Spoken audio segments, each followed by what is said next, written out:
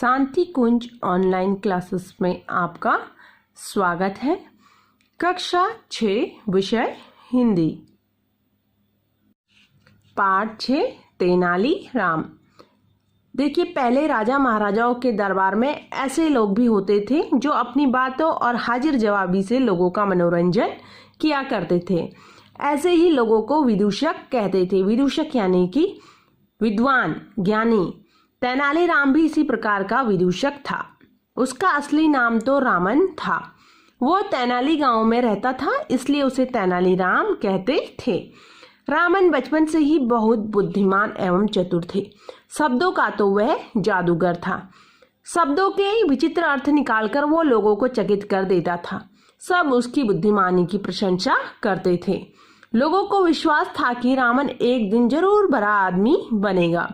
उन दिनों विजयनगर के राजा कृष्णदेव राय का नाम बहुत प्रसिद्ध था, बहुत बड़ा था। उनके दरबार में बड़े बड़े विद्वान रहते थे। रामन भी उनके दरबार में जाने का रामन ने निश्चय कर लिया। यद्यपि इतने बड़े दरबार में, राजा के दरबार में प्रवेश पाना हंसी खेलना था, पर रामन ने अपने निश्चय को अडिग था। रामन अपने निश्चय पर अडिग था। एक कहावत है, जहां चाह वहां राह। उन्हीं दिनों कृष्णदेव राय के राजगुरु भट्टाचार्य तेनाली के पास ही एक गांव में छुट्टियां बिताने आए हुए थे। रामन उनके पास पहुंचा और अपनी इच्छा प्रकट की। भट्टाचार्य ने रामन की सहायता करने का वचन दिया। रामन ने उनके पास रहकर खूब सेवा की। कुछ दिनों बाद भट्टाचार्य राजधानी लौट गए। रामन काफी दिनों तक प्रतीक्षा करता रहा, पर भट्टाचार्य का कोई संदेश नहीं आया। रामन ने स्वयं महाराज कृष्णदेव राय के दरबार में जाने का निश्चय कर लिया। उन दिनों महाराज ने कुछ विद्वानों की एक सभा बुलाई हुई थी। रामन भी जनसभा में जा पहुंचा। इस सभा में रामन भी जा पहुंचे थे। सभा में वाद विवाद हो रहा था। एक विद्वान कह रहा था कि इस संसार में नाना प्रकार की वस्तुएं देखते हैं। एक विद्वान कह रहा था कि इस संसार में अनेक प्रकार की वस्तुएं दिखाई देती हैं, पेड़ पौधे, पशु पक्षी आदि, पर ये सब ऐसी नहीं है जैसी दिखाई देती हैं। हम केवल इन्हें ऐसी मान लेते हैं। देखिए, जब विद्वानों में तर्क हो रहा था तो प्रकृति के बारे में, हमारे चारों ओर की वस्तुओं के बारे में तर्क वितर्क चल रहा था। उसी सभा में रामन भी पहुंचे हुए थे। जब एक विद्वान ने कहा कि प्रकृति की चीजें जैसे हमें दिखाई देती हैं वैसी नहीं है, तो दूसरे विद्वान इस बात पर विचार कर रहे थे कि अचानक रामन खड़ा हो गया। उसने विद्वान से पूछा, मान लीजिए हम कोई चीज खाना चाहते हैं, तो क्या केवल वह मान लेना ही काफी है कि हम चीज खा रहे हैं? हाँ, विद्वान ने उत्तर दिया। तब तेनाली रामन ने कहा, भाइयों, भोजन तैयार है, आइए हम सब तो भोजन करने चलें। पर ये महाशय यहाँ बैठे बैठे ही मान लेंगे इन्होंने भोजन कर लिया, इन्हें यहीं बैठा रहने दीजिए। रामन का इतना कहना था कि सब लोग खिलखिलाकर हंस पड़े। महाराज इसकी हाजिर जवाबी से इतने प्रसन्न हुए कि इन्होंने उसे दरबार में विदूषक का स्थान दे दिया। अब वह तेनाली रामन के नाम से प्रसिद्ध हो गया। एक दिन महाराज तेनाली रामन की किसी बात पर अप्रसन्न हो गए। उन्होंने क्रुद्ध होकर कहा, जाओ, मुझे अपना मुंह मत दिखाना। अगले दिन तेनाली रामन अपने मुंह पर मुखौटा लगाकर दरबार में आए। उसे देखकर सब लोग हंसने लगे। महाराज ने देखा तो वो बड़े क्रोधित हुए। उन्होंने सिपाहियों को आज्ञा दी, इसे ले जाओ और जेल में बंद कर दो।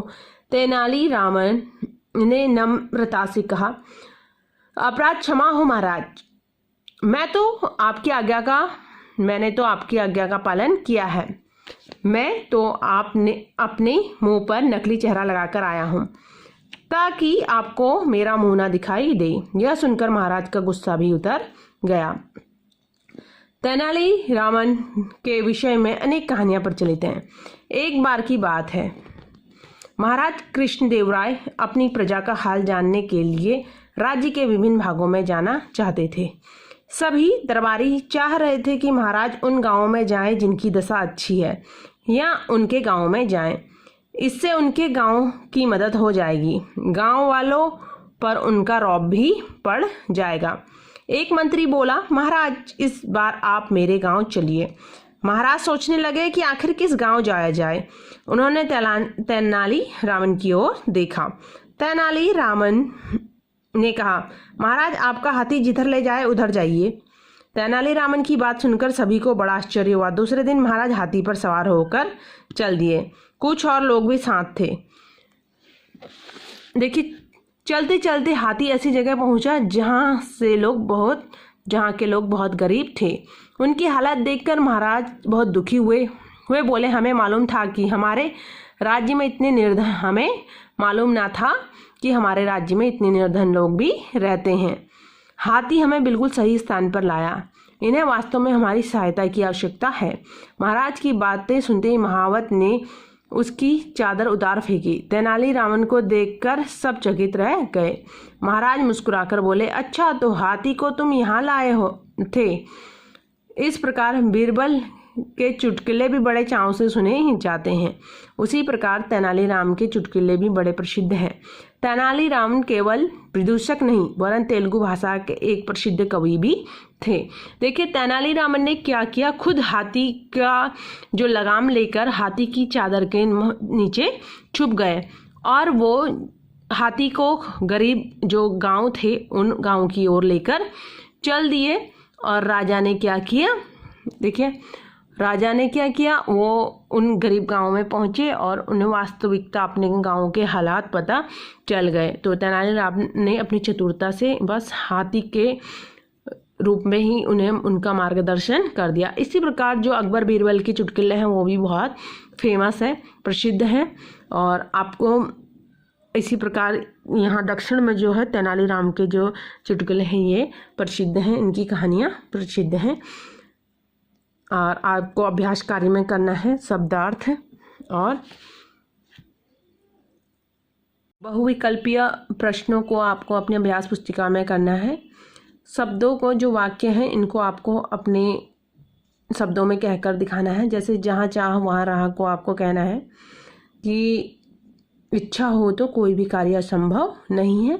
राजा के दरबार में प्रवेश करना कोई मजाक का खेल नहीं है, मजाक का काम नहीं है। और शब्दों की जादूगरी से वह सबको आश्चर्यचकित कर देता है। तेनालीराम के बारे में पाठ से आपको 4 वाक्य लिखने हैं। किसने किसको कहा आपको वीडियो के आधार पर बताना है और निम्नलिखित प्रश्नों के आपको उत्तर देने हैं। तेनालीराम का बचपन में तेनालीराम कैसे थे?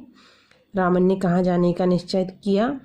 महाराजा कृष्णदेवराय के सभा में एक विद्वान क्या कह रहा था? रामन ने उस विद्वान से क्या प्रश्न पूछा? रामन ने किस तरीके से उस विद्वान को चुप करा दिया? हाथी के माध्यम से तेनालीरामन ने महाराज को क्या बताने का प्रयास किया? आपको इन प्रश्नों के उत्तर वीडियो के आधार पर देने हैं।